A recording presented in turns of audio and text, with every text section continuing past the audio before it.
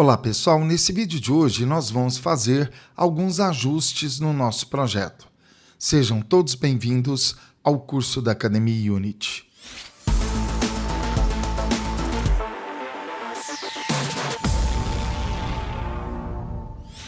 Basicamente, pessoal, os ajustes que nós vamos fazer aqui nada mais são do que uma organização no nosso projeto.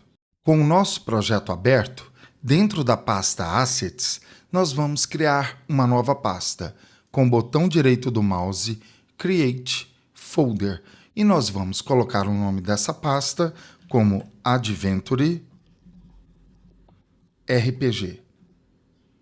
E pessoal, todos esses objetos que estão fora desta pasta que nós acabamos de criar, eu vou colocá-los dentro dela. De que forma? Clico na pasta XN com o botão do mouse seguro e arrasto para dentro da pasta. Faço a mesma coisa com Settings, a pasta de Tutorial, e vamos colocar também os outros dois objetos, que é um Input System e um arquivo de README.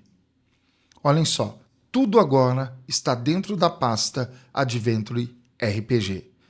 Todas as pastas, todos os objetos estão dentro dela agora.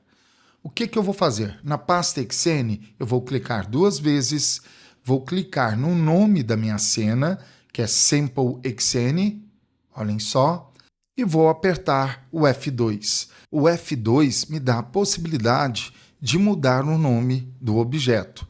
Então, vou colocar aqui o nome, Gameplay. Quando eu altero o nome aqui, pessoal, automaticamente, na janela de hierarquia, a minha cena ganha um nome alterado que eu defini dentro da minha pasta XNs. O layout que nós vamos utilizar para o desenvolvimento do nosso jogo será esse aqui, pessoal. Olhem só, janela XN, janela Game, janela Project, janela Console nesta posição, a janela Hierarquia e Inspector, uma do lado da outra. Evidentemente, nós vamos mudar essas configurações aqui no decorrer do desenvolvimento do nosso jogo. Qualquer dúvida que vocês tiverem, deixem aqui na descrição desse vídeo. Eu espero que vocês tenham gostado desse vídeo. Nos veremos em breve no nosso próximo vídeo. E um grande abraço a todos, pessoal. Até mais!